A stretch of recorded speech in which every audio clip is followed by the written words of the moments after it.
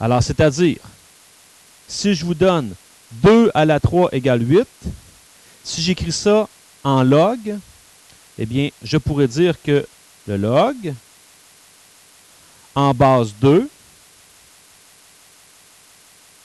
de 8 est égal à 3. Ça, c'est la forme d'écriture. Puis, on pourrait regarder, là, se dire, ça, qu'est-ce que ça signifie? Ça signifie que 3, ça, c'est l'exposant tout le temps. Le log me donne toujours l'exposant. C'est l'exposant que je dois mettre à la base 2 pour avoir la puissance 8. Ça va? Ça, c'est mon exposant. Oui, parce que c'est le log de quelque chose. C'est comme une fonction. Ben, je vais vous expliquer ça. Présentement, sur la calculatrice, vous ne pouvez pas, à moins d'avoir une calculatrice peut-être qui est TI 92, mais vous ne pouvez pas pour l'instant faire directement sur la calculatrice log de 8 en base 2. Votre calculatrice vous permet de le faire en base 10. Donc, pour passer de 1 à l'autre, je vais vous montrer éventuellement comment s'y prendre. Ceci, je transfère, ça veut dire le log en base 2 de 1 est égal à 0.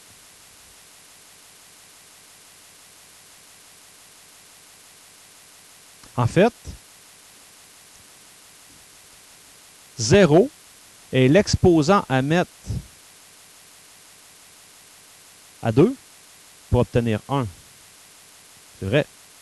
Là, vous allez me dire, ben oui, mais c'était vrai pour n'importe quel chiffre. 0, n'importe quel chiffre exposant 0 donne toujours 1. Ben, juste pour notre plaisir, ça veut dire que je pourrais généraliser. Je pourrais dire le log en base A de 1 donne toujours 0. 0 est l'exposant de n'importe quoi, puis ça donne 1. Je poursuis. Ici, ceci signifie que si je faisais le log en base 2 de 1/2, ça me donnerait moins 1.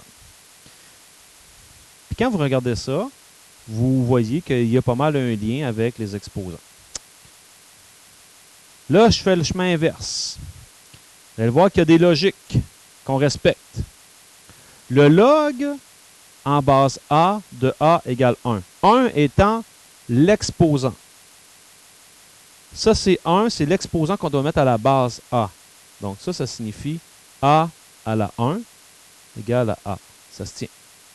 C'est vrai. 2, c'est l'exposant à mettre à la base 3. Donc, 3 à la 2 va me donner la puissance 9. C'est vrai. Là, présentement, je le fais avec des nombres. Quand j'arrive ici, C est l'exposant à mettre à 2 pour obtenir 8. Ça veut dire 2 à la C égale 8. Bon, ça, c'est une équation simple. Ça veut dire que dans un cas comme ça, C vaudrait quoi? Ben, 2 à la C égale 2 à la 3. Donc, C égale 3.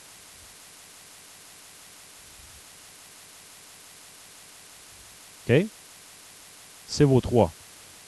Puisque tu as posé la question, je te montre. C'est ta calculatrice. Ma calculatrice, pour la plupart d'entre nous, on a notre touche log qui est ici.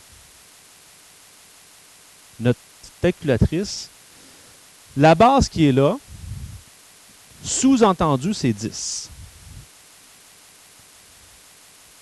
Je ne vous explique pas tout de suite d'où ça vient. On l'utilisera éventuellement. Mais regardons ça ici. J'avais log de 8 en base 2. Ça donnait 3. Parce que 3 était l'exposant à mettre à 2 pour avoir 8. Si j'avais fait log de 8 divisé par log de 2, ça me donne 3. Ça va être ça qu'il va falloir faire. Ça s'appelle le changement de base pour s'assurer d'avoir une base 10. Donc, là, ici, c'est des chiffres, des beaux chiffres. Mais imaginons que vous êtes dans un laboratoire de sciences. Vous avez étudié un phénomène. Il y avait une solution qu'en la chauffant, sa température augmentait d'une manière exponentielle. Puis que, imaginez la situation facile à comprendre. En partant, la solution était à 2 degrés Celsius quand on vous l'a donné. Sa température, vous avez trouvé que la base, c'était une augmentation de 1,78. Donc, elle augmentait de 78 % de sa chaleur à toutes les 4 minutes, donc à la X sur 4. Puis là, tu veux savoir c'est quand que ma solution sera égale à 100 degrés Celsius. Il faut que j'arrête parce que sinon, ça va éclater. Après combien de temps je peux la chauffer? Jusqu'à quand? Ben, je vais falloir que je fasse ça, puis il va falloir que je trouve la valeur de mon X. Je trouve la valeur de X, là, je me servirai du log. Et là, je ferai un changement de base comme ça. OK? On y reviendra à ça. Je poursuis. Log en base 3 de 81 égale D. Toujours en faisant le transfert, ça veut dire que D, c'est l'exposant de 3. Donc, 3 à la D égale 81. Encore une simple. Ça veut dire que D vaut quoi? Ben, 3 à la D égale 81, c'est 3 à la 4. Donc, D vaut 4. Si j'avais fait log de 81 divisé par log de 3, ça m'aurait donné 4. Donc, je n'ai pas à chercher longtemps. Ici, faites-moi donc ça, donc, log, sur la calculatrice, de 0,008 divisé par le log de 5. Ça donne moins 3. OK, c'est là qu'il faut qu'on arrive. Bon, alors ça signifie quoi? Ça signifie que 5 à la A est égal à 0,008.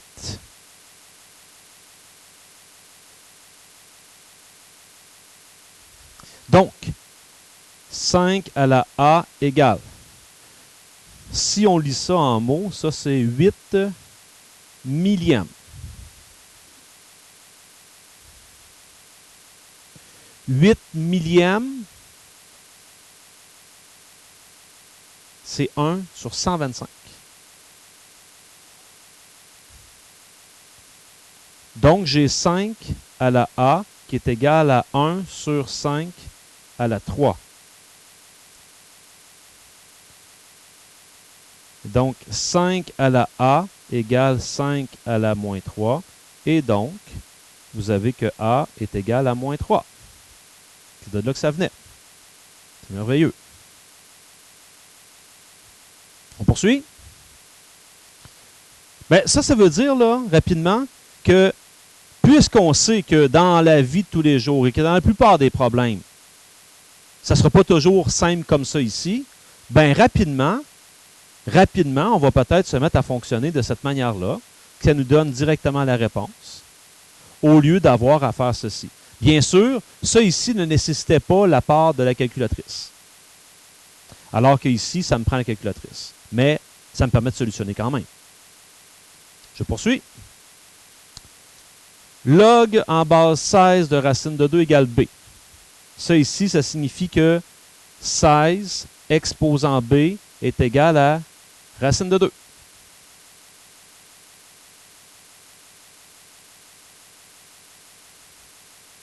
On y va? Donc, ici, ça veut dire que 16 à la B égale 2 à la 1/2. 16 qui est 2 à la 4. Donc, ça n'en vient pas pire. Hein? On pourrait écrire tout de suite 2 à la 4B égale 2 à la 1/2. Ça veut dire ici que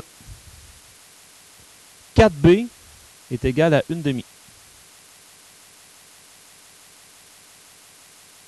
Donc ici, je dois diviser par 4 à gauche et à droite. Et ça va faire en sorte que B égale 1/8.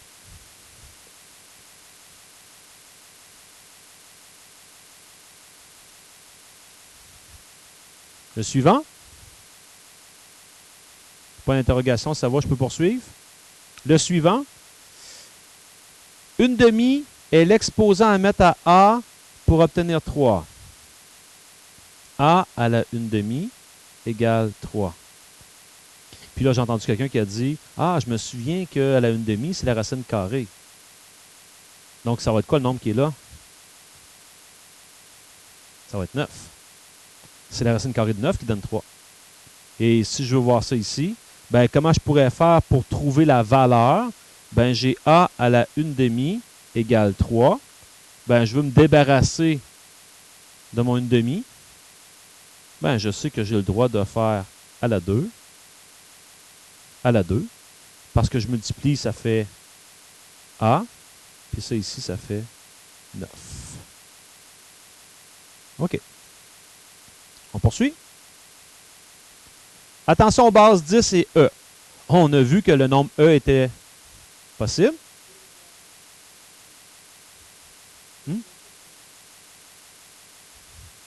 Ouais, c'est 2,78 quelque chose.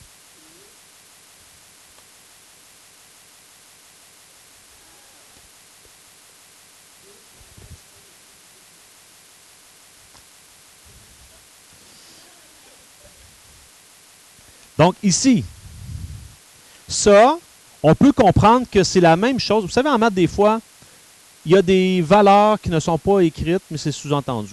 Par exemple, sous 1, exposant 1, il y a des choses comme ça. Racine carrée, on ne met pas l'indice 2. Bon. Ça, log de 10 comme ça, c'est la même chose que le log en base 10 de x. Puis, c'est ça ici que je voulais vous faire remarquer. La base 10 est sous-entendue. S'il n'y a rien d'écrit, c'est que c'est 10. Par exemple, juste l'exemple que j'ai mis ici en dessous, quand je vois ça comme ça, ça veut dire que 2, c'est l'exposant qu'on doit mettre à 10 pour avoir 100. Et ce qui est intéressant ici, ben j'ai dit que votre calculatrice était en base 10. Hein? Ben ça, celle-là, on peut le faire directement. Je peux écrire directement le log de 100. Puis elle est en train de calculer c'est 10 à la quoi qui donne 100. Elle va me donner directement ces deux. Oui.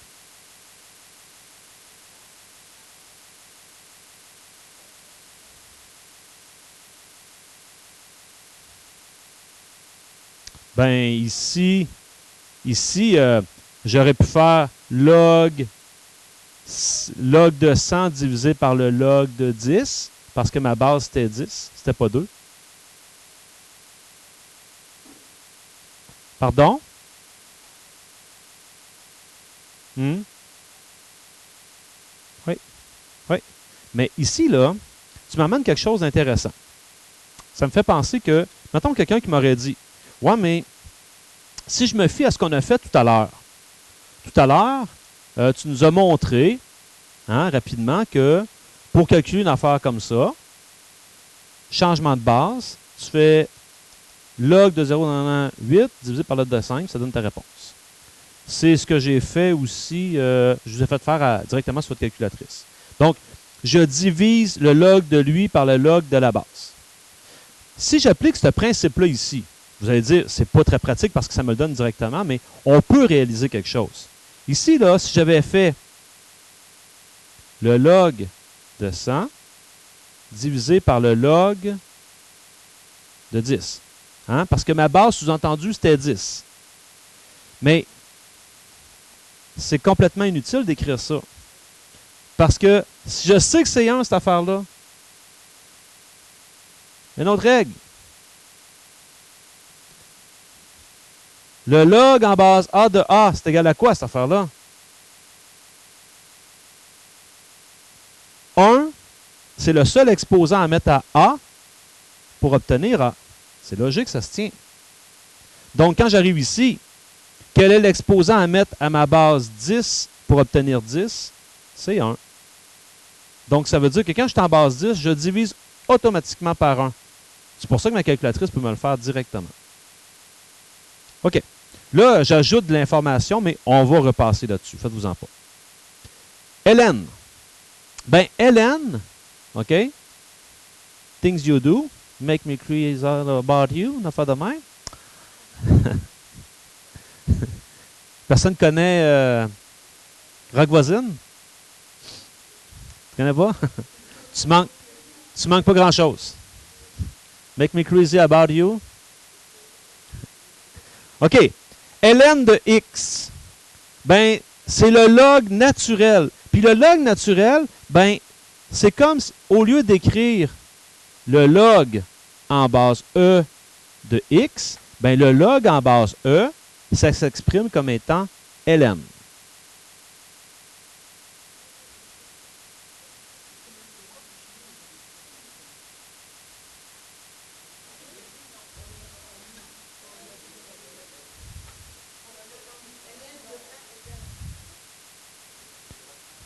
OK, on poursuit. Ça veut dire que ln de 7, ben, ln de 7, je peux le calculer directement. C'est 1,96. Comment j'ai fait ça? Ben, j'ai pris ma calculatrice. Ma calculatrice, j'ai ln ici. Donc, je fais ln de 7. Ça me donne 1,96. 1,95. OK? Voilà. ln de E. Ben oui. Ben oui. Ben oui. Parce que, si je comprends, ln, c'était le log en base E. De E. Ben, c'est ce qu'on s'est dit ici. Poursuivons. Donc, on aura à pratiquer ces choses-là un peu. Et j'arrive à la réciproque de la fonction exponentielle. Alors, peu importe notre fonction exponentielle, si j'en fais sa réciproque, il y a dans la fonction exponentielle une caractéristique importante qui était que cette fonction-là possède une asymptote. L'asymptote était horizontale. Ben, on commence à être habitué un petit peu à faire des réciproques. Les réciproques, c'est d'inverser le x et le y dans le fond. Alors, à ce moment-là, mon asymptote qui est comme ça va se retrouver vertical. Donc, la réciproque sera une fonction logarithmique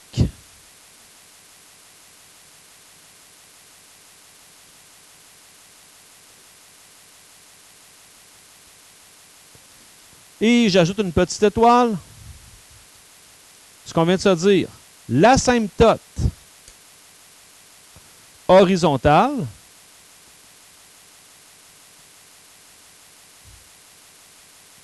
deviendra l'asymptote verticale. Donc, ça signifie que je vais avoir tout de même une asymptote, mais elle sera verticale. Et à cet effet, si je m'en vais voir un exemple rapide de la fonction log avec les paramètres, ben, je me rends compte que les paramètres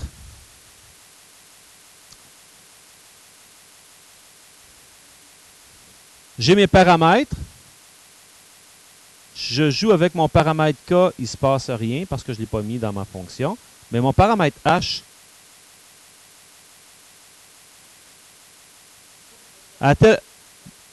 c'est tout à fait normal que mon paramètre H me fasse varier mon asymptote parce que le H, c'est la valeur de X. Alors que le K était la valeur d'Y, horizontale, verticale. Donc, ça veut dire que tout probablement, quand je vais travailler avec ma fonction logarithmique, le H, je devrais le cibler et ce sera une valeur importante. Le reste des choses, ben, quand je regarde ça ici, les deux sont positifs, c'est croissant. De plus en plus croissant. J'emmène un B négatif, positif, négatif, décroissant. J'emmène lui négatif, c'est croissant. Mais il se passe des affaires en lien avec l'asymptote, mais on aura le temps d'aller revoir ça.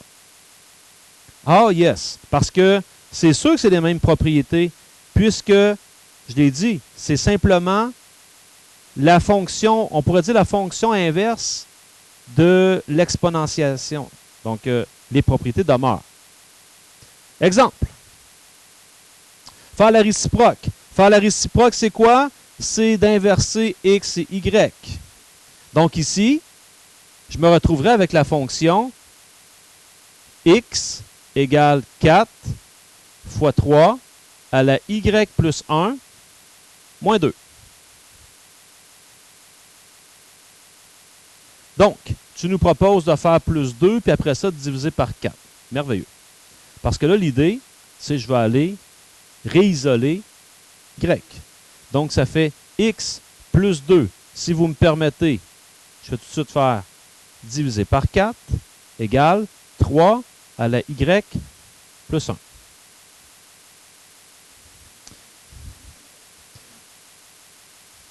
Là, ici, je me suis rendu jusqu'à isoler la base. Et je remarque que mon exposant, mon y est là.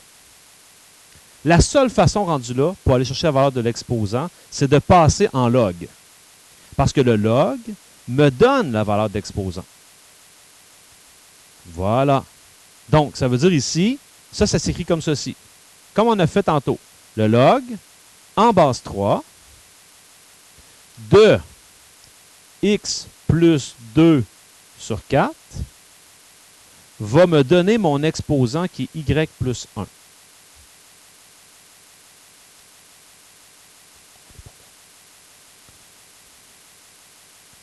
Donc, y, je pourrais dire y à la moins 1 pour spécifier que c'est la réciproque. C'est égal à log en base 3 de x plus 2 sur 4. J'ai fait moins 1, donc moins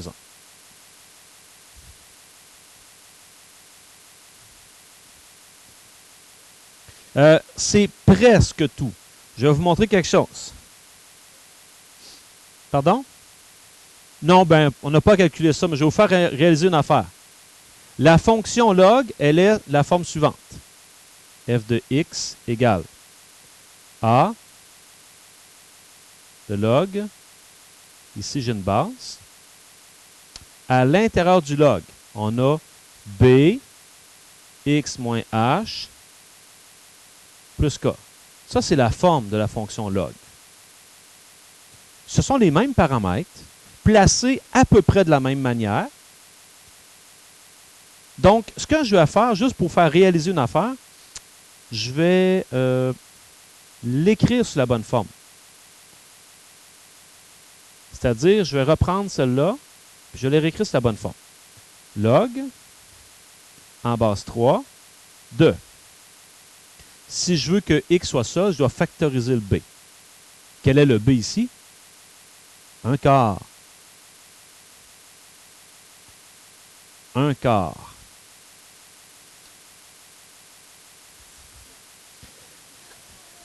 De x plus 2.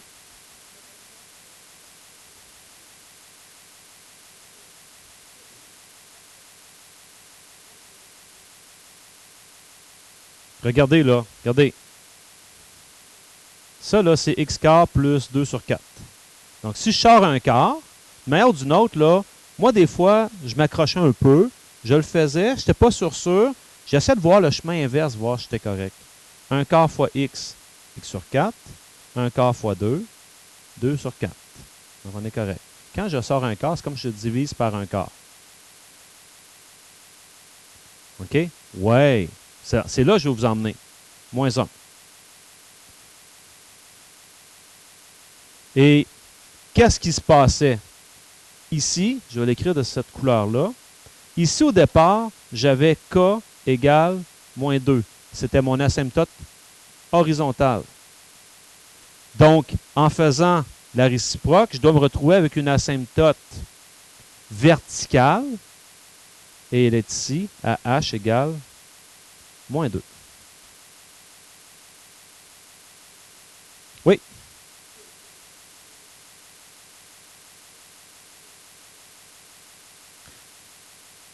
on va avoir la chance de voir qu'il y a des paramètres que l'on peut se rendre compte quand on fait l'étude des paramètres, qu'il y a des paramètres qui ont peu d'influence et qui, avec les propriétés des exposants, on va pouvoir les fixer à 1 ou à des choses comme tu me dis.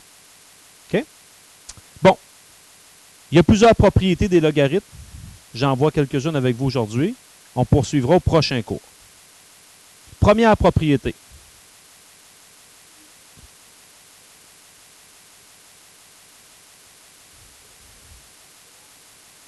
Oui. Oui. Propriété. Le K, il n'y aura plus d'influence. Il va faire un peu comme le H.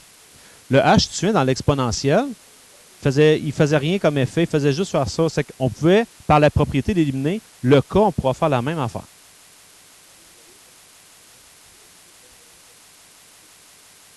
Donc ici, je commencerai à écrire ceci, qui va nous permettre de mieux comprendre chaque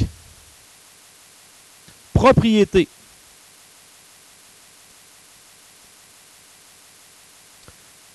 à son équivalent